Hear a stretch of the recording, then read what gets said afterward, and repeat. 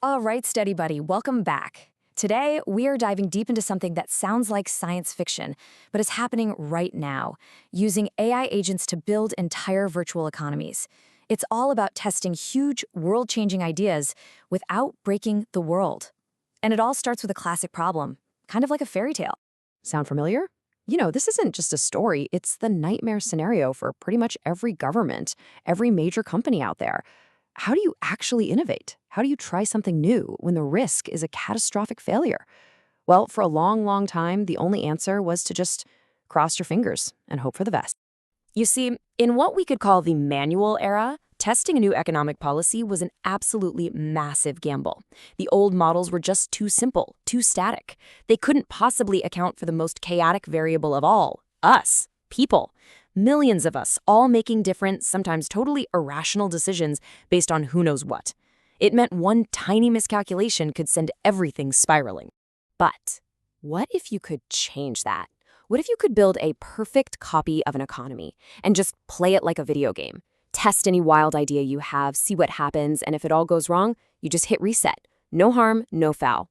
Well, that's not sci-fi anymore. Level up, Study Buddy. Let's build. The key piece of tech here is something called a digital twin. And I want you to think of it as the ultimate virtual replica. We're not talking about some clunky spreadsheet. No. This is a living, breathing model of an entire economy, right down to the nitty-gritty of supply chains, how people shop, and how the markets move. So you have this amazing virtual world, but who lives in it? That's where multi-agent systems, or MAS, come in. This is how you populate your digital twin. You create thousands, even millions, of individual AI agents to play all the parts. You've got agents acting as cautious investors, others as impulsive shoppers, you name it. Each one has its own brain, its own goals, making the whole thing incredibly realistic.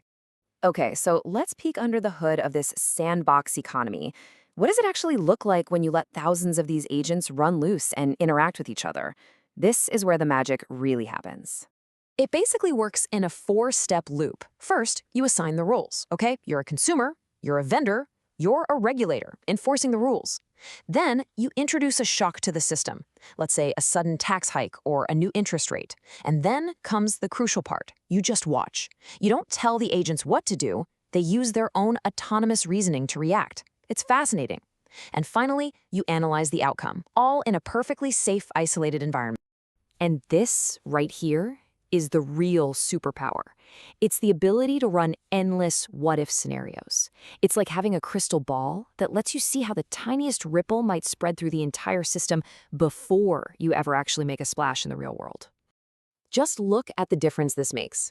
On the left, you've got policy A, the old way, a real-world gamble that ends in disaster.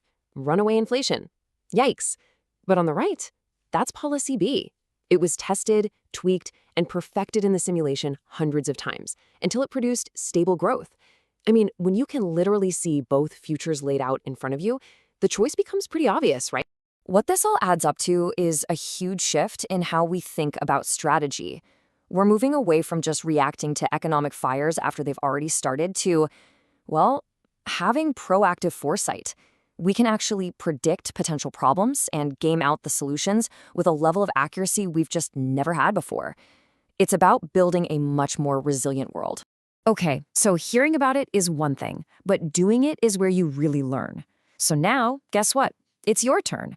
I've got a mission for you, and it's time to get your hands on the controls and run a simulation yourself. I want you to try this out today. Fire up Notebook LM and use this exact prompt. Watch what happens. How do those consumer agents change their logic? Do they just stop buying fancy stuff? Do they find cheaper alternatives? Or do they just complain and pay the tax? Go see for yourself how these systems actually think. This is the future right here. It's how we're all going to plan smarter, faster, and way, way safer. If you want to keep leveling up with us, make sure to like, share, and subscribe to Study Buddy with Notebook LM. We'll be back tomorrow with your next dispatch from the Agentic Revolution. Stay agentic.